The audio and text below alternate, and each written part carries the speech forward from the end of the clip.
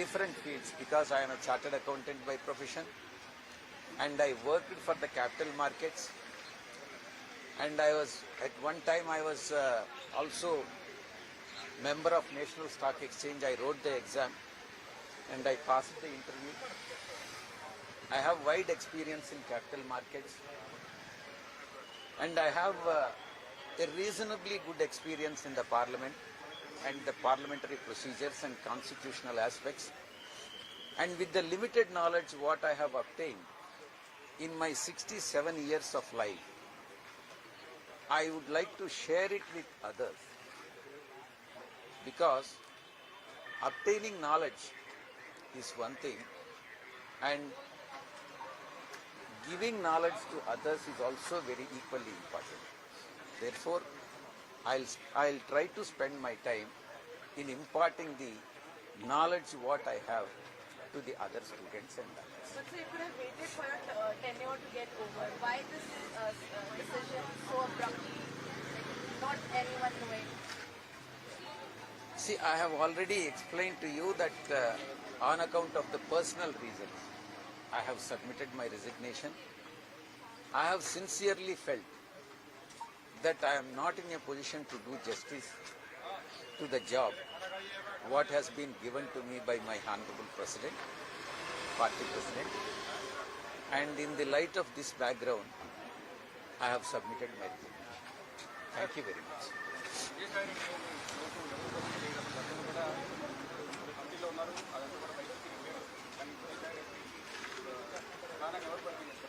పార్టీలోనా రాజ్యసభలో?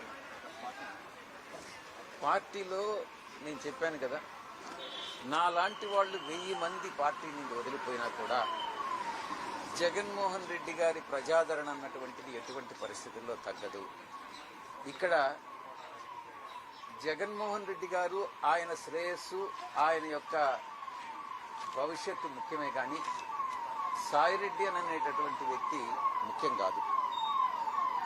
సాయిరెడ్డి లాంటి వాళ్ళు చాలామంది వస్తారు, కానీ పార్టీ అధ్యక్షుడు, పార్టీని లీడ్ చేయగలిగినటువంటి వాడు, పార్టీ ప్రజాదరణ ఉన్నటువంటి వ్యక్తి జగన్మోహన్ రెడ్డి గారు. అందుకే ఆయన్ని బలపరిచేదానికి మనం అన్ని రకాలైనటువంటి పాజిటివ్ నిర్ణయాలు తీసుకోవాలి.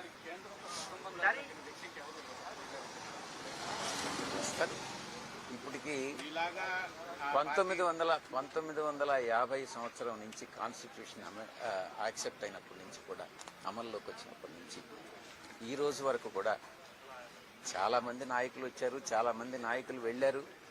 మనుషులు వస్తూ ఉంటారు, నాయకులు పోతూ ఉంటారు. కానీ ఈ ప్రాసెస్ అనేటటువంటిది కంటిన్యూస్ ప్రాసెస్. గవర్నెన్స్ అనేటటువంటిది కంటిన్యూస్ ప్రాసెస్. ప్రభుత్వాలు వస్తాయి, ప్రభుత్వాలు పోతాయి, కానీ గవర్నెన్స్ అనేటటువంటిది కంటిన్యూస్. పార్టీకి మీరు అండగా నిలబడ్డారు, చీఫ్ లెఫ్టినెంట్ గా ఉన్నారు. అసలు ఇప్పుడు మీరు పోవటం అంటే పార్టీ మొత్తం కూడా కుదేలైనట్టే అన్న ఒక భావన కూడా కలుగుతుంది.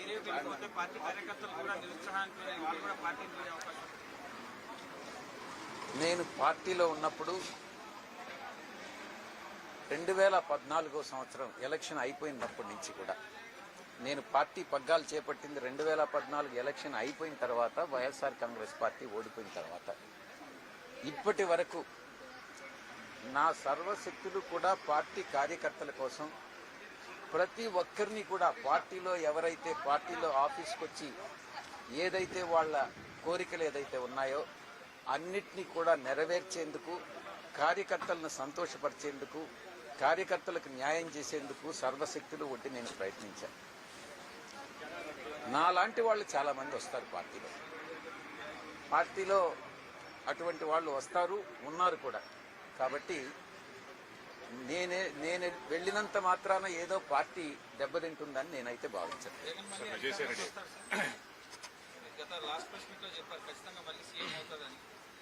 నేను ఈరోజు రాజకీయాలు వదిలేసిన తర్వాత మా కృష్ణలాగా నేను ఏదో ఊహించి ఈరోజు నేను చెప్పలేను.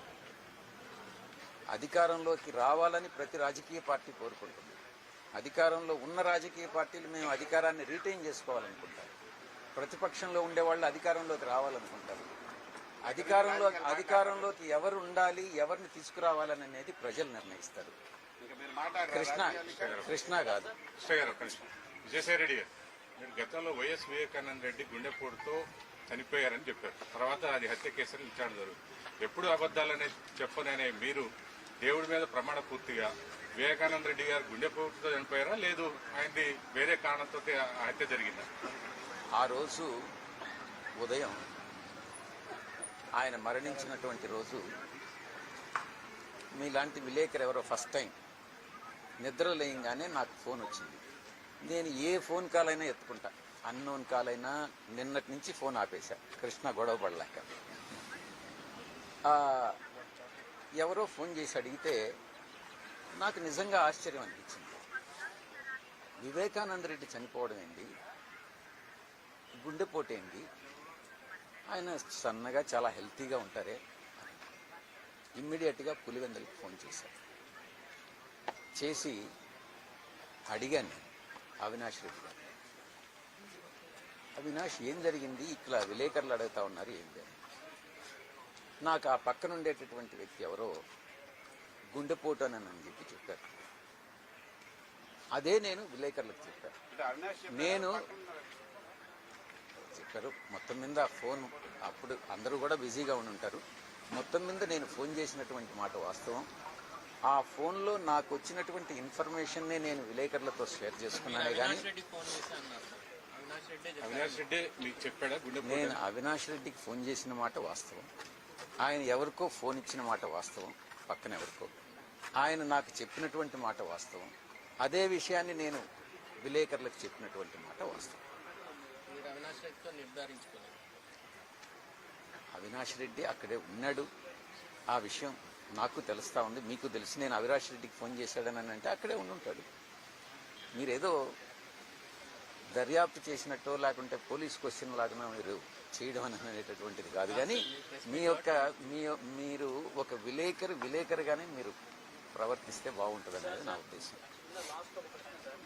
నేను 2014 నుంచి మిమ్మల్ని చూస్తున్నాం. మీరు ఒంటరిగా అటు రాజ్యసభలో కావచ్చు, పార్లమెంట్ అవుట్ సైడ్ కావచ్చు, పార్టీ కోసం ఎంతో చేశారు కదా. అప్పుడు ఎప్పుడు కూడా అధికారం లేదు, ఎన్నడూ కూడా మీరు అన్ని కార్యక్రమాలు నిర్వహించారు వితౌట్ అధికారం లేనప్పుడు కూడా. కానీ ఇక ఎందుకు నేను నిర్వహించలేకపోతున్నా, నా ప్లేస్లో వేరే వాళ్ళు అయితే బాగుంటుందని ఇప్పుడు ఎందుకు కన్క్లూడెన్కి వస్తారు ఈ నెల 9 ఏళ్ళ ప్రయాణంలో? ఇప్పుడే చెప్పాను కదా, అబద్ధాలు చెప్పలేను. అబద్ధాలు చెప్పలేనప్పుడు తప్పుకోవాలి. అబద్ధాలు చెప్పలేకపోతే నిజాలు దాచిపెట్టచ్చు సార్. అవసరం లేదు. వెంకటేశ్వర స్వామి నన్ను శిక్షిస్తారు. అబద్ధాలు చెప్పమని ఎవరు చెప్పారు సార్ మిమ్మల్ని? నీలాంటి వాళ్ళు అసందర్భమైనటువంటి ప్రశ్నలు వేస్తే అబద్ధాలు చెప్పాల్సినటువంటి అవసరం ఏర్పడుతుంది. అవసరం ఏర్పడినప్పుడు అబద్ధాలు చెప్తే దేవుడు శిక్షిస్తాడు. అంటే పార్టీ చీఫ్ అట్లా మీకు అబద్ధాలు చెప్పమని చెప్తే కృష్ణ చెప్పాడు కాబట్టి చెప్పాల్సి వేరే ఎవరో చెప్పారు. సార్ మీరు ఇంతవరకు ఇన్నిసార్లు వెంకటేశ్వర స్వామి కానీ దేవుడిని కానీ తలుచుకోలేదు, ఈసారి తలుచుకుంటున్నారు. ఎప్పుడు కూడా నేను దేవుణ్ణి తలుచుకుంటాను. కాన్ఫరెన్సెస్ లాస్ట్ ఈడీలో చెప్పండి, నేను ఒక్కటే చెప్పా, కేవీ రావుని తిరుమలకి రమ్మని చెప్పండి. వెంకటేశ్వర స్వామి ముందు నేను నిలబడతాను, కేవీ రావుని నిలబెడమని. ఆయన నా మీద చేసినటువంటి ఆరోపణలు కరెక్ట్ అని ఆ దేవుడి ముందు చెప్పమని చెప్పండి. నేను కూడా ప్రమాణం చేసి చెప్తాను దేవుడికి నేను చేయలేదని.